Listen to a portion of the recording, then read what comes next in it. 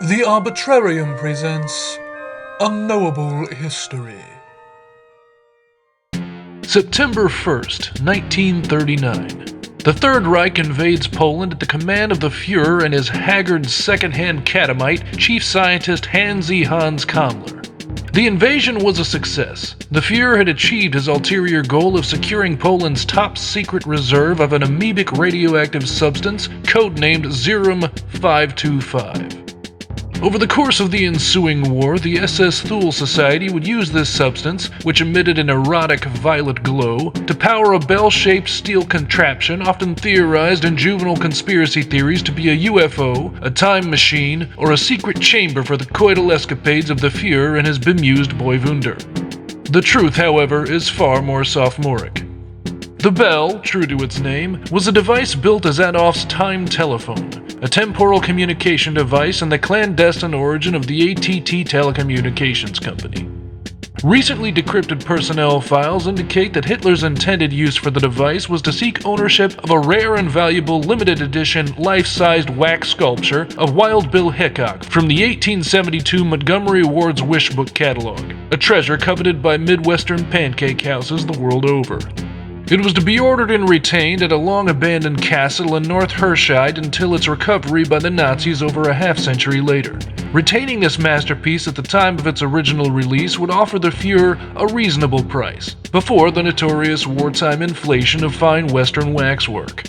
But the Fuhrer's dream of owning this exquisite artifact of enlightened artistry and cultural achievement would be dashed violently when the Henge facility at which the ATT was being developed fell to an SAS commando raid as part of Operation Paperclip. The ATT, very nearly complete, was taken back to Bletchley Park in England for study.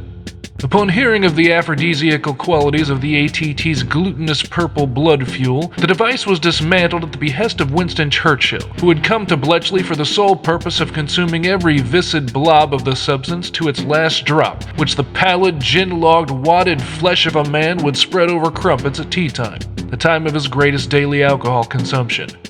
Once stripped of all empirically comprehensible and non-toxic properties by the Prime Minister's failing yet unforgiving bowels, the byproduct of the turgid English spectacle's digestion would be kept in a secret holding facility and used as a biological warfare deterrent, until finally being decommissioned in 1991 and sold on the American market as Nickelodeon's Gek.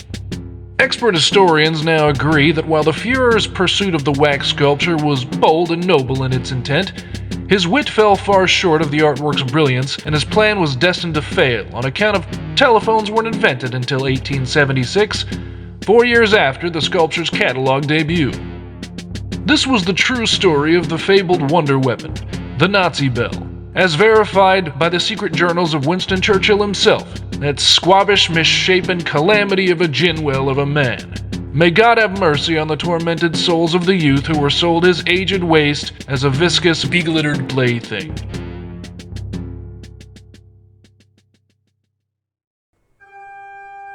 This has been Unknowable History.